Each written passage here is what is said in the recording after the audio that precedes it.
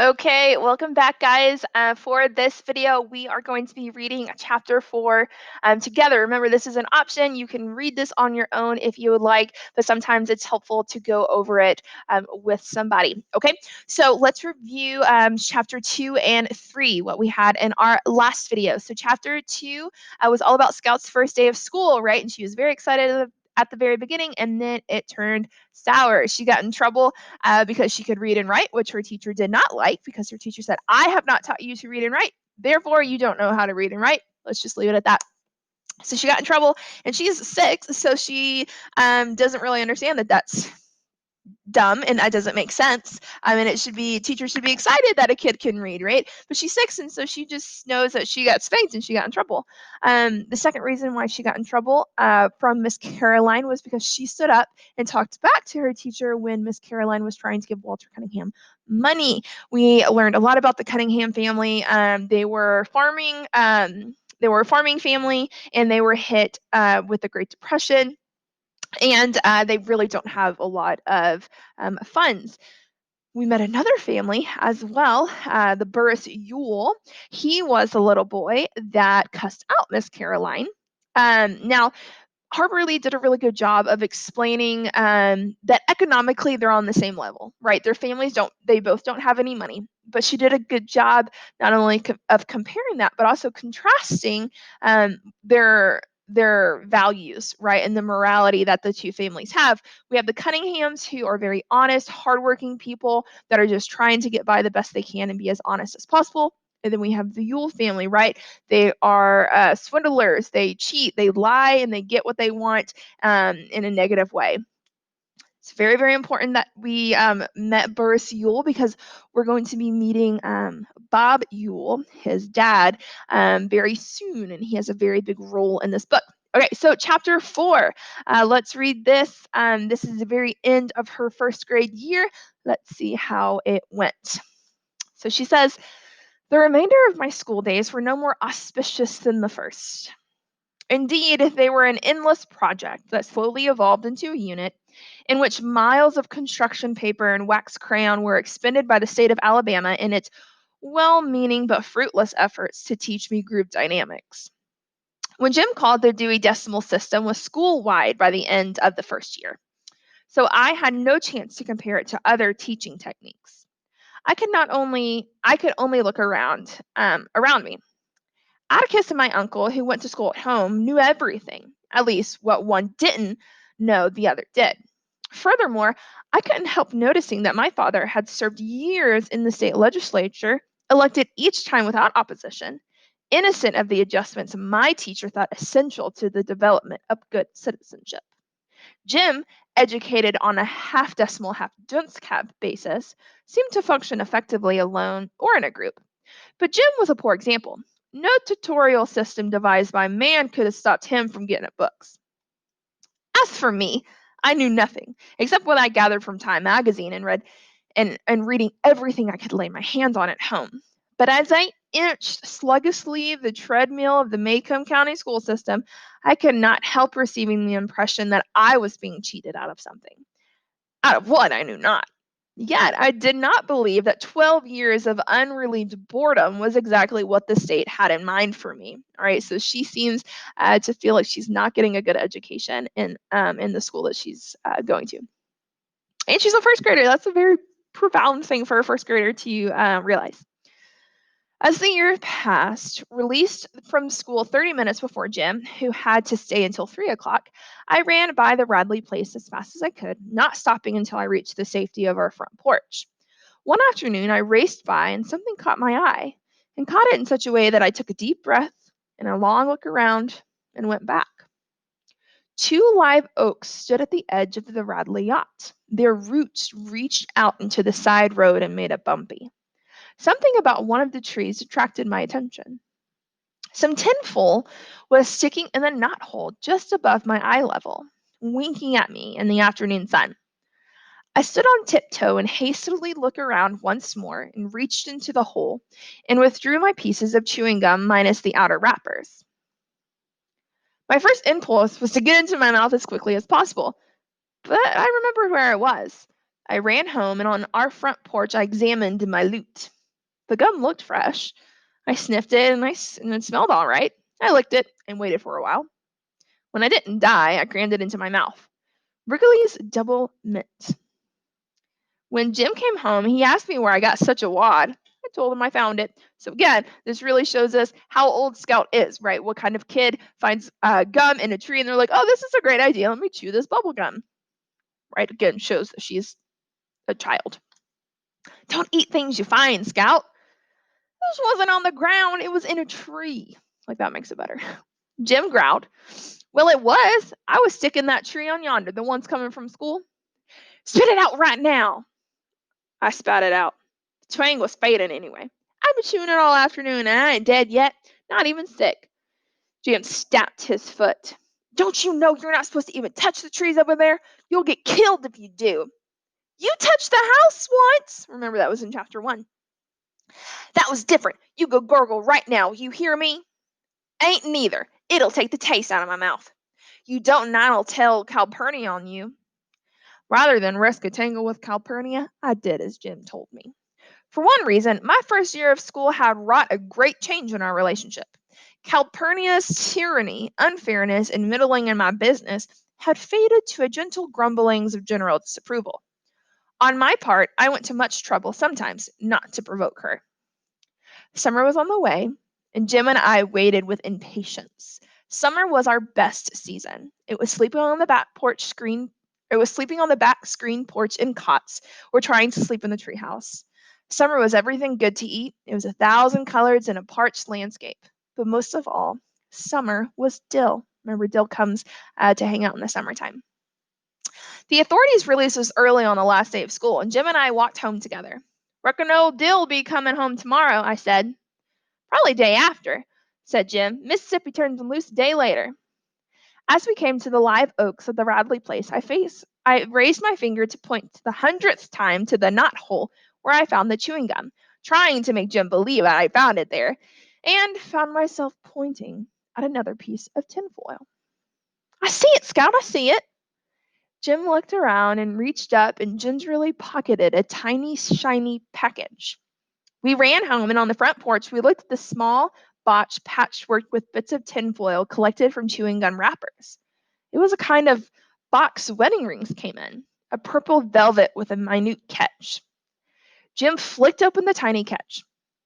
Inside were 2 scrubbed and polished pennies, one on top of the other. Jim examined them. Indian heads, he said. 1916 and Scout. One of them's 1900. These are real old. 1900, I echoed. Say, hush a minute, I'm thinking. Jim, you reckon that's someone's hiding place? Nah, don't anybody much but us pass by there unless he's some grown persons. Grown folks don't need hiding places. You reckon we ought to keep 'em, Jim? I don't know what to do, Scout. Who do we give 'em? Who do we give 'em back to? I know for a fact don't anybody go by there. Cecil goes by the back street and all the way around town to get home. Cecil Jacobs, who lived at the far end of our street next door to the post office, walked a total of 1 mile per school day to avoid the Radley place, and old Mrs. Henry Lafayette DeBose. Mrs. DeBose lived 2 doors down the street from us. Neighborhood opinion was unanimous that Mrs. DeBose was the meanest old woman who ever lived. Jim wouldn't go by her place without Atticus beside him. What you reckon we ought to do, Jim? Finders were keepers unless title was proven. Plucking an occasional camellia, getting a squirt of hot milk from Miss Maudie Atkinson's cow on a summer day, helping ourselves to someone's scuppernogs was a part of our ethical culture. But money was different. Tell you what, said Jim, we'll keep 'em till school starts, and then go around and ask anybody if they're theirs. There's some bus childs maybe. He was too taken up getting out of school today and forgot him. These are somebody's. I know it. See how they have been slicked up? They've been saved. Yeah, but why should have somebody want to put it away like chewing gum like that? You know it don't last. I don't know, Scout, but these are important to somebody. How's that, Jim? Well, Indian heads, well, they come from Indians. They're real strong magic. They make you have good luck. Not like fried chicken when you're not looking for it, but things that like long life and good health and passing 6 weeks tests. So see, standardized testing has always been a thing, kids, even in the 1930s. These are real valuable to somebody. I'm going to put them in my trunk. Before Jim went to his room, he looked for a long time at the Radley place. He seemed to be thinking again. 2 days later, Dill arrived in a blaze of glory. He had ridden the train by himself from Meridian to Macomb Junction, a courtesy tile. Macomb Junction was in Abbott County, where he had been met by Miss Rachel in Macomb's one taxi. He had eaten dinner in the diner. He had seen two twins hitched together get off the train in Bay St. Louis and stuck to his story regardless of threats. He had discarded the abominable blue shorts that were buttoned to his shirts and wore real short pants with a belt. He was somewhat heavier, no taller, and he had seen his father. Dill's father was taller than ours. He had a black beard, pointed, and was the president of the L&N Railroad. I helped the engineer for a while, Dill said, yawning. In a pig's ear you did, Dill. Hush, said Jim. What will we play today? Tom and Sam and Dick, said Dill. Let's go to the front yard. Dill wanted the Rover boys because there were 3 respectable parts. He was clearly tired of being our character man. I'm tired of those, I said. I was tired of playing Tom Rover, who suddenly lost his memory in the middle of the picture show and was out of the script until the end when he was found in Alaska. Make us up one, Jim, I said. I'm tired of making them up. Our first days of freedom and we were tired. I wonder what summer would bring.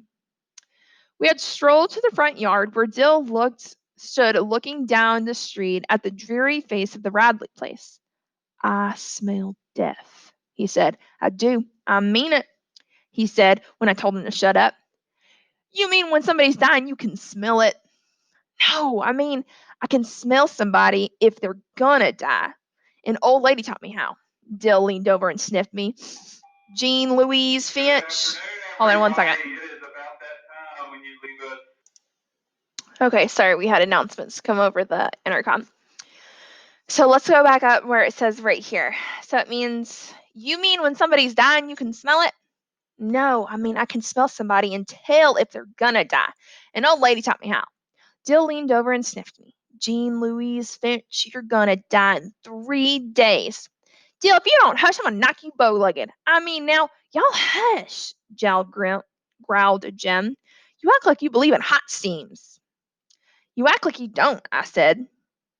What's a hot steam? asked Dill.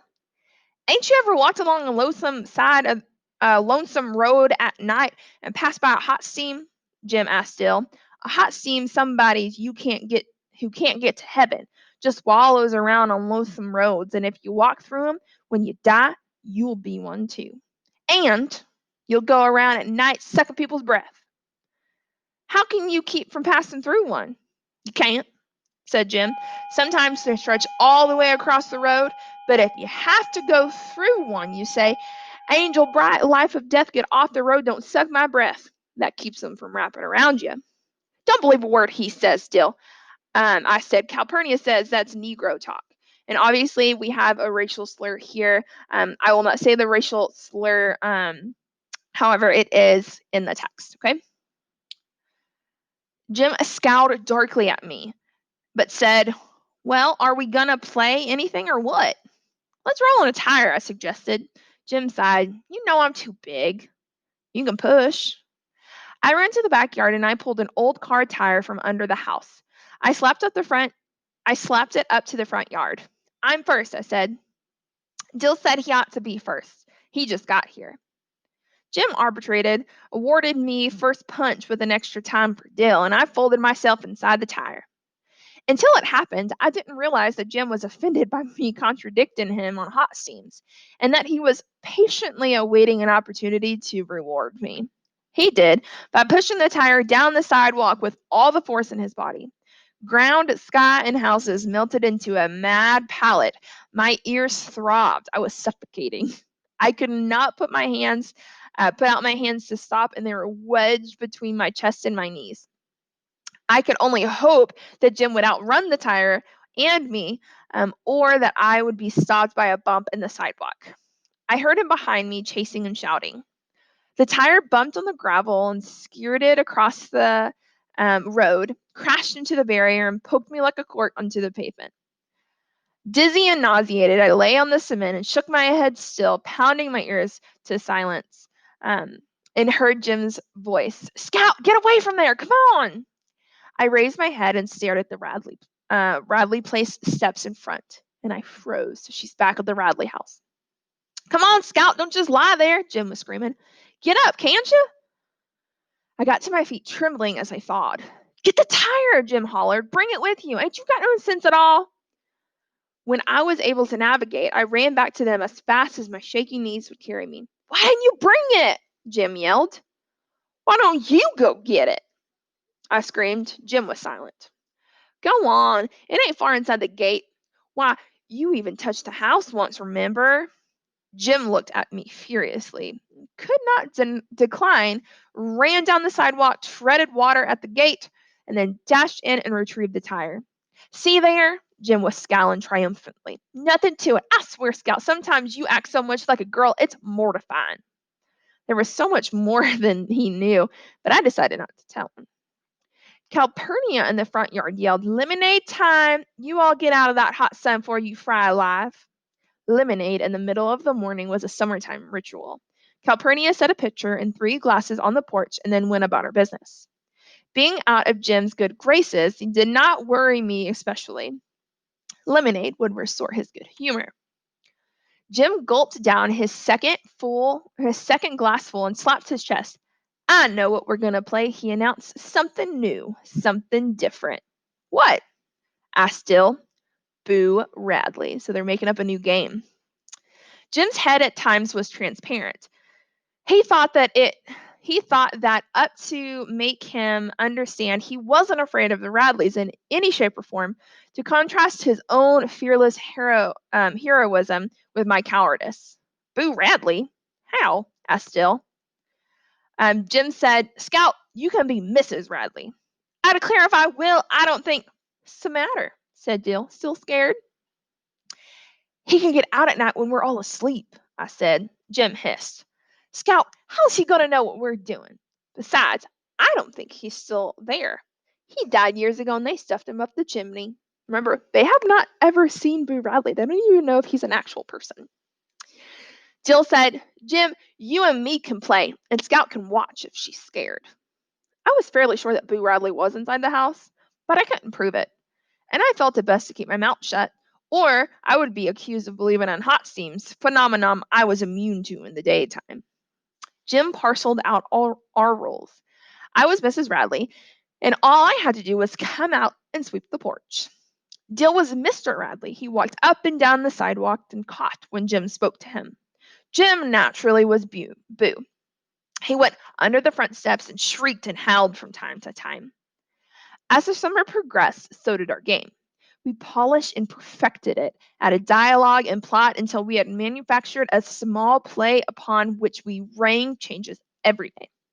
Dill was a villain's villain. He could get into any character part assigned to him, and appear tall if height was part of the devilry required. He was as good as his worst performance. His worst performance was Gothic. I reluctantly played assorted ladies who entered the script. I never thought it as much fun as Tarzan, and I played that summer with more of the vague anxiety despite Jim's assurances that Boo Radley was dead and nothing would get me, with him and Calpurnia there in the daytime and Atticus home at night. Jim was a born hero. It was a melancholy little drama, woven from bits and scraps of gossip from the neighborhood legend. Mrs. Radley had been beautiful until she married Mr. Radley and lost all of her memory. She also lost most of her teeth, her hair, and her right forefinger. Dill's contribution.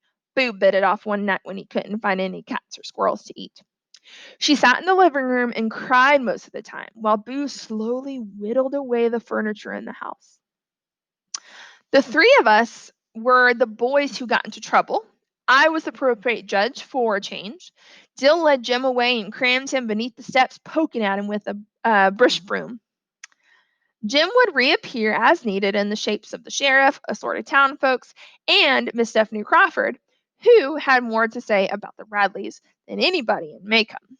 When it was time to play Boo's big scene, Jim would sneak into the house, steal the scissors from the sewing machine drawer when Calpurnia's back was turned, and then sit in the swing and cut up newspapers. Dill would walk back, cough at Jim, and Jim would fake a plunge into Dill's thigh. From where I stood, it looked real. When Mr. Nathan Radley passed by on the daily trips to town, we would stand still and silent until he was out of sight, then wonder what he would do to us if he is suspected. Our activities halted when any of the neighbors appeared, and once I saw Miss Bonnie Atkins staring across the street at us, her hedge clippers poised in midair. One day we were so busily playing chapter 25, book 2 of One Man's Family, we did not see Atticus standing on the sidewalk looking at us, slapping a roll magazine against his knee. The sun said 12 noon. What are y'all playing? He asked. Nothing. Jim's evasion meant that our game was secret. All right, so I kept quiet. What are you doing with those scissors then? Why are you tearing out that newspaper? If it's today, I'll tan you. Nothing. Nothing what? Said Atticus. Nothing, sir. Give me those scissors, Atticus said. There's no things to play with. Does this by any chance have anything to do with the Radleys? No, sir, said Jim, reddening. I hope it doesn't, he said shortly, and he went in the house.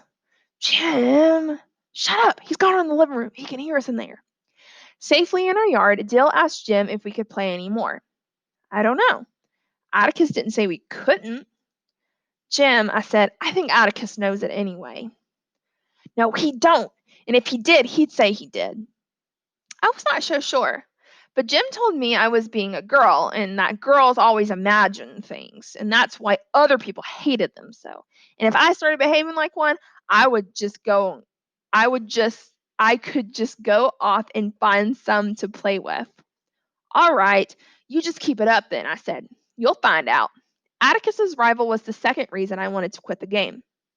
The first reason happened the day I rolled into the Radleys' front yard. Through the head shaking, whirling of nausea and Jim yelling, I heard another sound, so low I could not have heard it from the sidewalk. Someone in the house was laughing. All right, so a lot more is going on in this Radley house. So we definitely know somebody is in the house. And so we'll see more of what happens in chapter 5. All right, bye guys.